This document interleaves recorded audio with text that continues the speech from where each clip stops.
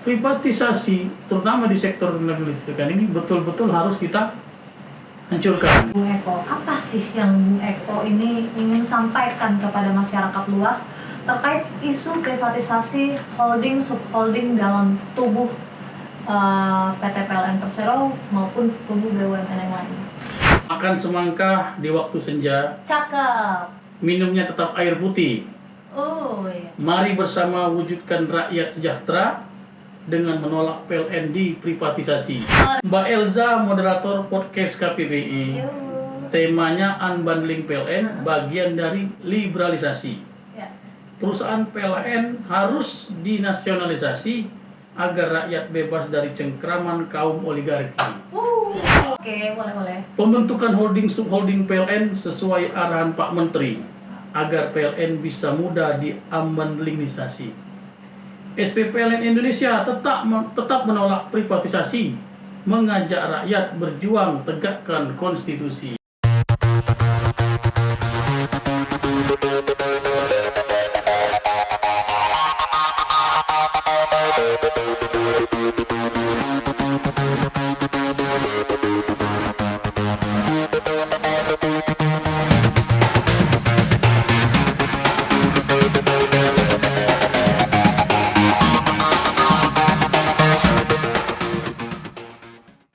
Halo teman-teman Persatuan Buruh Channel, kembali lagi di channel Obrak, obrolan rakyat. Nah, hari ini kita udah kedatangan tamu spesial.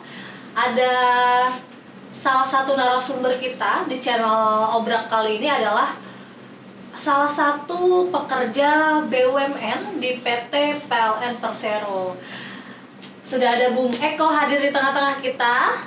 Nah, Bung Eko ini adalah Ketua Umum Serikat Pekerja PLN Indonesia. Jadi bisa kita sambil ngobrol-ngobrol santai ya. Apa kabar nih Bung Eko nih? Alhamdulillah Mbak Elza, sehat-sehat di sore hari ini semuanya, kawan-kawan buruh. Semoga semuanya sehat semua dan kita selalu tetap semangat dalam memperjuangkan pergerakan buruh Indonesia. Oke, terima kasih Bung Eko. Nah, Bung Eko nih, bisa dijelaskan nggak situasi Serikat Pekerja PLN Indonesia nih, terutama kan PLN Indonesia itu kan bergerak di sektor ketenaga listrikan.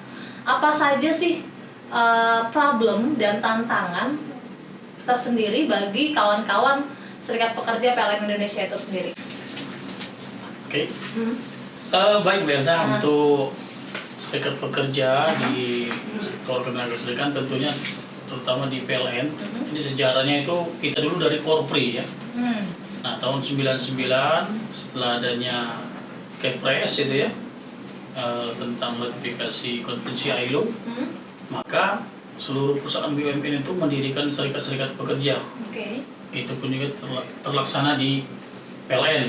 Namanya dulu Serikat Pekerja PLN. Dan sejak awal SPPLN itu lahir, itu langsung bergerak menghadapi tantangan adanya era reformasi, Reformasi. Di mana di era reformasi ini ada tekanan-tekanan politik dari dunia internasional, diantaranya dari EDB, World Bank gitu ya, yang melahirkan IMF juga ya, yang melahirkan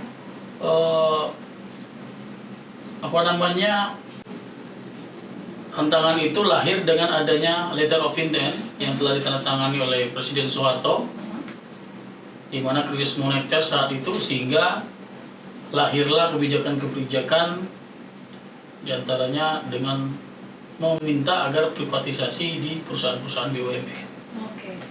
Nah, jadi tantangan berat pada waktu itu Serikat Pekerja di PLN itu langsung masuk dalam pertarungan ya. Namun itu adalah pertarungan yang pertama kali untuk dimenangkan, bahkan itu diangkat oleh Mahkamah Konstitusi menjadi undang-undang yang pertama kali dibatalkan, yaitu Undang-Undang Nomor 20 Tahun 2002 tentang ketenaga listrikan. Nah, seiring dengan waktu terjadi dinamika organisasi, adanya perpecahan, sehingga lahirlah serikat-serikat baru, dan kami pun pada waktu itu di tahun 2015 saya sebagai Sekjen SPPLN itu menggugat kembali undang-undang kelistrikan yang baru, yaitu Undang-Undang 30 tahun 2009. dan diputuskan itu pada tanggal 14 Desember 2016 bahwasanya ada 2 pasal yang dikabulkan, yaitu pasal 10 ayat 2 dan pasal 11 ayat 1 dari Undang-Undang 30 2009 itu, di mana unbundling ini bertentangan dengan Undang-Undang Dasar 1945. Nah, jadi praktik unbundling itu melanggar konstitusi. Kemudian dinamika organisasi kita akhirnya di tanggal 27 Desember 2018 ya, saya bersama teman-teman mendirikan SPPLN Indonesia. Nah, SPPLN Indonesia masih tetap konsisten, di ADRT kami tetap berupaya untuk bagaimana yang sudah diperjuangkan sebelumnya itu tadi tetap bisa dipertahankan, partisipasi PLN itu tidak terwujud. Jadi unbundling betul-betul kita lawan gitu ya. Nah, itulah kira-kira bagaimana pergerakan serikat dari berdiri sampai saat ini. Ya, yang lain-lainnya biasalah ya, advokasi ya, persiapan perundingan PKB yang sejak 2012 sampai sekarang belum ada PKB-nya di PLN itu ya. Dan banyak hal-hal lain ya, termasuk ya adanya perpecahan di usia pensiun ya. Di PLN itu ada usia 46 tahun, ada juga yang 56. Nah, ini adalah salah satu strategi privatisasi untuk memecah kekuatan gitu kan, di dalam internal tubuh di dalam PLN itu sendiri. Nah, hari ini kita sama-sama sudah melihat di berita-berita bahwasanya Menteri BUMN mewacanakan untuk memisah-misah PLN. Memisah-misah itu adalah unbundling gitu ya. Beliau menginginkan adanya pembangkit sendiri, transmisi sendiri, distribusi sendiri ya, dan diwacanakan dengan melakukan pembentukan holding subholding di PLN sendiri. Lanjut nih Bung Eko, aku tadi kan sudah banyak ya menyampaikan bahwasannya sepak terjang dari SPPLN Indonesia ini juga sudah cukup lama mengawal atau melawan kita sebutnya melawan privatisasi holding subholding di dalam tubuh PLN itu sendiri. Nah, bisa dijelaskan nggak sih Bung Eko bagaimana detail historis secara privatisasi holding subholding yang terjadi di PLN Persero itu sendiri?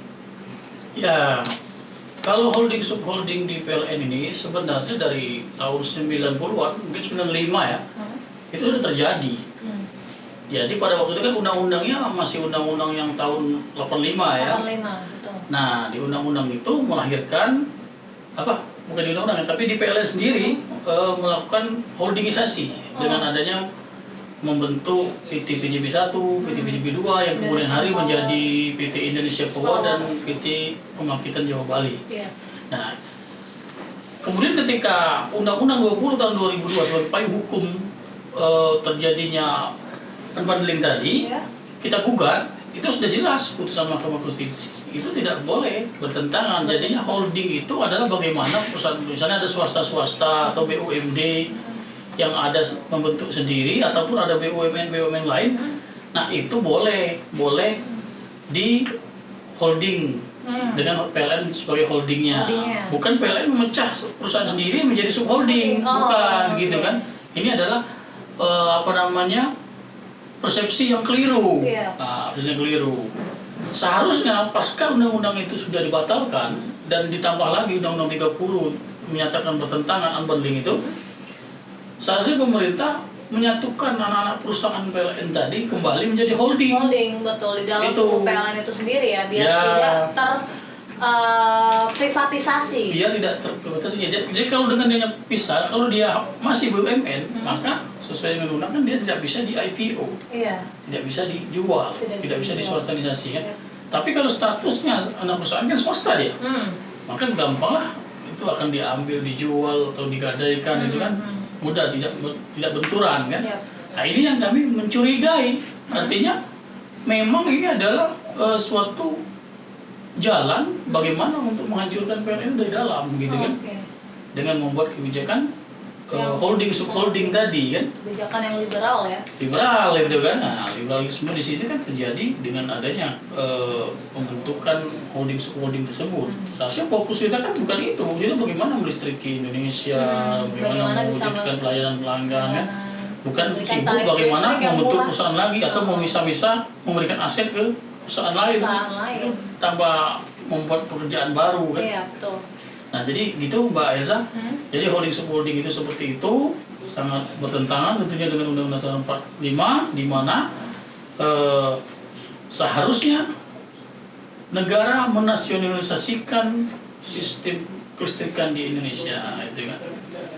Karena sektor listrik adalah salah satu sektor strategis yang dimana harusnya BUMN gitu ya di bawah di atasnya PT PLN Persero itu dia dapat atau mampu menghimpun berbagai macam sumber daya ya kan yang ada di dalam PLN itu sendiri untuk sebesar-besarnya digunakan untuk kemakmuran rakyat. Itu kan nah tapi pada kenyataannya PLN ini malah membentuk holding dan subholding. Jadi subholding PLN itu yang tadi sudah disebutkan, dia akan mengkonsolidasikan listrik milik PLN dan segala dia akan mengkonsolidasikan semua pembangkit listrik PLN dan segala infrastruktur turunannya.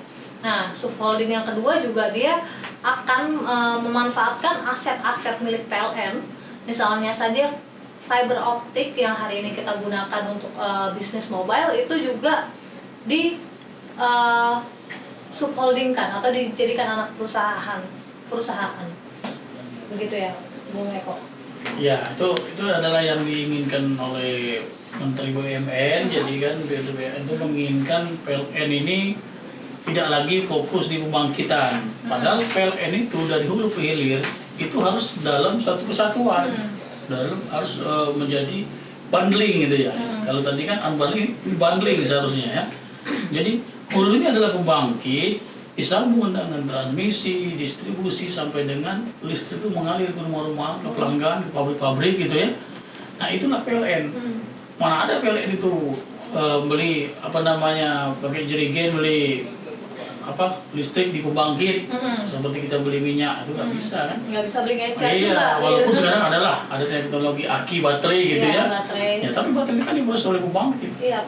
Bagaimana mungkin PLN bisa mengontrol ininya tadi kalau pembangkitnya itu bukan punya PLN gitu kan? Betul. Nah, walaupun sekarang saya melihatnya ini adalah akal-akalan, manipulasi ya, manipulasi dalam arti bagaimana mungkin PLN dalam hal ini memisahkan diri, memisahkan pembangkit yang ujung-ujungnya nanti direpotkan ke anak perusahaan kan, biar nggak hilang anak perusahaan yang mengelola itu nggak mungkin, pasti kemudian hari akan disuruh tegas PLN mau lepas atau enggak gitu kan, karena mana boleh menjabat di dua sekaligus, misalnya dia direksi PLN sebagai komisaris di anak perusahaan itu kan tidak sesuai dengan sudah tidak sesuai dengan peraturan yang berlaku kan, peraturan undang-undangan. Nah, jadi pembentukan holding subholding ini saya pikir ini adalah akal-akalan manipulasi supaya terjadi privatisasi tadi.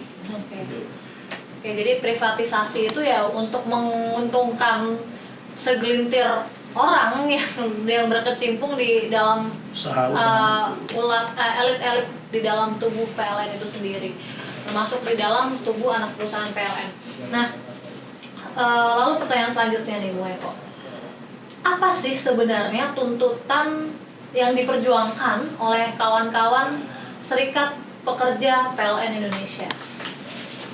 Ya, tentunya begini, kalau kami sekarang ini tentunya bukan lagi menuntut, tapi bagaimana di Indonesia ini betul-betul kita sebagai warga negara menegakkan konstitusi tentunya ya, di mana kita sudah sepakat bahwasanya dasar negara kita adalah Pancasila beserta Undang-Undang Dasar 45. Tinggal itu kita pertahankan karena itulah konstitusi ya. Nah, di konstitusi ini yang telah diputuskan, yang telah periksa, diadili oleh Mahkamah Konstitusi dalam judicial review ya. Dalam hal ini kan sudah memutuskan, saya bilang tadi bahwasanya unbundling itu bertentangan dengan 1945. Jadi itu bukan tuntutan, tapi itu ayo kita kawal sama-sama. Pemerintah dalam hal ini harusnya malah mempelopori. Bahwa kita nggak boleh unbundling PLN karena itu putusan konstitusi, Iya. sudah dikaji oleh para ahli, gitu kan? Sudah Nah, menang putusan MK Iya. tahun 2015. ya dari pemerintah dalam hal ini ya kepala negara, Ya. ya jangan sampai dengan adanya apa yang diwacanakan oleh Menteri BUMN ini malah merugikan posisi kepala negara. Iya, betul. Seolah-olah nanti kepala negara yang menginginkan terjadinya inkonstitusional ini. Iya, betul. Nah, jadi yang saya berharap Menteri BUMN dalam ini betul-betul sudah menghentikanlah agenda-agenda yang mengarah ke unbundling ataupun privatisasi tadi, kan? Kita membangun bagaimana kita berkolaborasi untuk bagaimana semua rakyat Indonesia bisa menikmati listrik dengan tarif murah. Ya. Oke.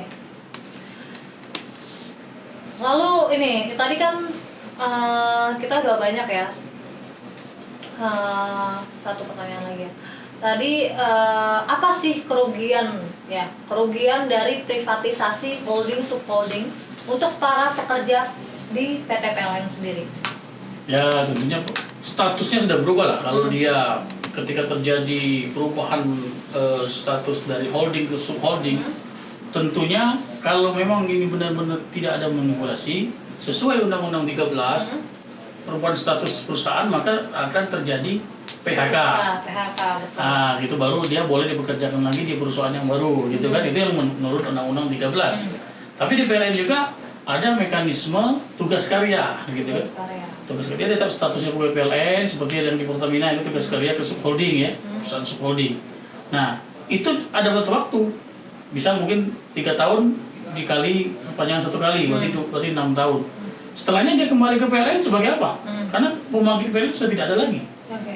Nah, artinya kan ini akan memunculkan masalah-masalah baru, gitu kan, bagi pekerja itu sendiri. Nah, ini salah satu bentuk kerugian daripada pekerja PLN dan tentunya aset PLN secara otomatis menurun, gitu kan, menurun dengan adanya pemisahan tersebut, gitu kan. Itu Mbak kira-kira ininya. Oke. Lalu pertanyaan selanjutnya nih Bung Eko. Apa sih kerugian atau dampak yang paling akan terasa khususnya bagi masyarakat luas terhadap privatisasi yang terjadi di tubuh PLN itu sendiri, dari yang menjadi holding dan subholding itu? Ya, dengan dampaknya kegiatan holding subholding ataupun privatisasi ini ke masyarakat tentu adalah yang akan dirasakan tarif listrik itu menjadi tarif pasar ya, mengikuti tarif keekonomian. Tentunya tidak ada lagi subsidi bagi konsumen listrik ya. Nah inilah bagaimana mungkin, sedangkan bangsa kita ini kan memang sangat membutuhkan listrik itu sebagai kebutuhan utama sekarang ini. Iya, betul. Nah, mulai dari memasak, anak-anak belajar ya, itu apalagi sekarang belajarnya online, ini kan. Internet, wifi, Itu kan juga menggunakan listrik. Jadi kebutuhan utama seharusnya itu menjadi infrastruktur. Jadi bagaimana menciptakan listrik ini dengan tarif yang murah gitu kan untuk membangun bangsa, Ya, gitu kan. betul. Nah, kalau listriknya sudah mahal, bagaimana mungkin masyarakat nanti bisa ikut memajukan, mencerdaskan kehidupan bangsa? Ya. Buru-buru akan demo lagi karena tidak sesuai. Tadi kan karena masuk tarif listrik naik lagi, gitu Tarif kan. listrik naik, kemarin BBM naik. Nah, Ya kan, jadi privatisasi atau holding subholding ini nggak hanya terjadi di dalam tubuh PT PLN Persero, jadi di dalam hampir di seluruh BUMN ya itu sekarang menerapkan sistem holding subholding, termasuk di Pertamina sendiri. Mungkin kawan-kawan juga merasakan beberapa waktu yang lalu ada kenaikan harga BBM, itu juga akibat atau dampak yang akan langsung dirasakan oleh masyarakat. Ada kenaikan tarif listrik, ada kenaikan tarif minyak ya, sektor bensin, BBM dan lain sebagainya. Nah, itu kan tadi untuk kerugian untuk dalam masyarakatnya sendiri ya, Bung Eko. Nah, menurut Bung Eko nih, bagaimana sih seharusnya gerakan buruh dan masyarakat sipil lainnya itu melihat isu privatisasi BUMN, khususnya di sektor ketenaga listrikan? Karena kan kita tahu ya, mungkin kawan-kawan juga merasakan gitu di rumah yang tadinya ngisi bensin 20.000 ya kan, itu bisa buat bolak-balik pulang kerja gitu kan. Nah, terus tadinya dia ngisi token atau ngisi listrik 25.000 bisa untuk seminggu, ternyata sekarang tarif listriknya semakin mahal, 25.000 cuma cukup untuk 3 hari atau 4 hari dengan pemakaian yang sama. Itu kan juga menjadi dampak yang seharusnya dampak langsung yang dirasakan oleh masyarakat. Nah, bagaimana tuh, Bung? Seharusnya gerakan buruh dan masyarakat sipil itu Ya, terkait ini jadi kan kita di PLN itu ya, di Serikat Pekerja PLN Indonesia, teman-teman aktivis listrikan ya, ini sudah mengawali dengan melakukan gerakan-gerakan litigasi. Tadi saya bilang menguji materi di Mahkamah Konstitusi, Undang-Undang 20 tahun 2002, kemudian ada lagi Undang-Undang 30 tahun 2009 ya. Nah, sekarang ini kita cuma bagaimana meyakinkan, mempertahankan konstitusi yang tadi sudah ini itu tetap terwujud ya. Jadi tidak ada inkonstitusional dari Undang-Undang Dasar 45 itu sendiri. Nah, jadi kami mengharapkan butuh gerakan besar ya, seluruh gerakan elemen bangsa dari serikat pekerja, serikat buruh yang tentunya dikomandoi oleh konfederasi-konfederasinya, federasi-federasinya ini. Ayo kita sama-sama meyakinkan bahwa privatisasi terutama di sektor tenaga listrikan ini betul-betul harus kita hancurkan gitu kan. Nah, jadi ya mudah-mudahan ini menjadi suatu gerakan yang besar ya. Tidak terlepas dari gerakan buruh saja, gerakan mahasiswa, gerakan pelajar, sampai mungkin partai politik ya, LSM itu. Mari kita bersama-sama menjaga kedaulatan NKRI, menjaga kedaulatan energi tadi dengan tidak adanya privatisasi PLN, tidak adanya unbundling di dalam tubuh PLN sendiri. Itu kita bergerak sesuai dengan konstitusi ya. Nah, bukan kita mengada-ngada. Oke. Itu tadi terlalu udah pertanyaan ke simpulan. Oke, pertanyaan terakhir nih Bung Eko. Kesimpulan atau closing statement dari Bung Eko, apa sih yang Bung Eko ini ingin sampaikan kepada masyarakat luas terkait isu privatisasi holding subholding dalam tubuh PT PLN Persero maupun tubuh BUMN yang lain? Ya, jadi sebagai closing statement, jadi kita berharap untuk pemerintah betul-betul dalam hal ini di Kementerian BUMN jangan lagi berupaya untuk melakukan pemisahan PLN dengan cara-cara apapun, termasuk dengan pembentukan holding tersebut ya. Terus yang kedua, seperti yang beberapa bulan yang lalu dihebohkan adanya mau menggunakan dana pensiun PLN, terus ada pernyataan menteri yang menyatakan ada dana pensiun yang dikorupsi terus menerus. Itu sampai hari ini kita sudah bersurat itu tidak ada dijawab, dan Menteri BUMN juga tidak menunjuk siapa yang korupsi itu kan. Seharusnya kalau memang ada di korupsinya diaudit gitu kan, siapa pelakunya ditindaklanjuti secara hukum. Dan beberapa hari yang lalu kita mendengar di berita itu bahwasanya PLN sekarang ini merugi, Pertamina merugi ya. Ditambah lagi dengan adanya wacana yang tadi pencabutan subsidi sehingga tarif listrik berpotensi naik. Gitu kan, yang di atas 3.000 MVA termasuk juga yang 450 mungkin akan dicabut, dinaikkan, di-upgrade gitu kan. Nah, ini akan menjadi keberatan daripada konsumen dan seluruh masyarakat tadi. Jadi kami ya kalau memang ini sudah tidak menjadi satu kemampuan, karena BUMN ini sebagaimana Pak Erik juga menyampaikan bukan usaha milik nenek lo dulu kan bilang kan. Nah, jadi tidak bisa kita sebenarnya harus sesuai konstitusi. Ya kalau kita tidak sesuai konstitusi lebih baik Menteri BUMN mundur gitu kan. Banyak yang akan menjadi pimpinan yang bisa mengelola BUMN ini tadi ya. Ya itu Mbak Esa mungkin sebagai pernyataan kami, dan kami tetap akan berdiri tegak sesuai dengan konstitusi, Pancasila dan Undang-Undang Dasar 45 yang ada di sanubari kami. PLN tetap harus utuh dari hulu ke hilir menjadi satu bagian yang tidak terpisahkan, sebagaimana Indonesia ini dari Sabang sampai Merauke itu jadi satu kesatuan untuk mengikat NKRI ini. Oke, jadi ya Pak Erick Thohir dimohon dengan sangat untuk membalas surat dari kawan-kawan dari Serikat Pekerja PLN Indonesia Jadi biar keluh kesahnya itu terdengar lah. Ya, Pak Erick Thohir tuh tolong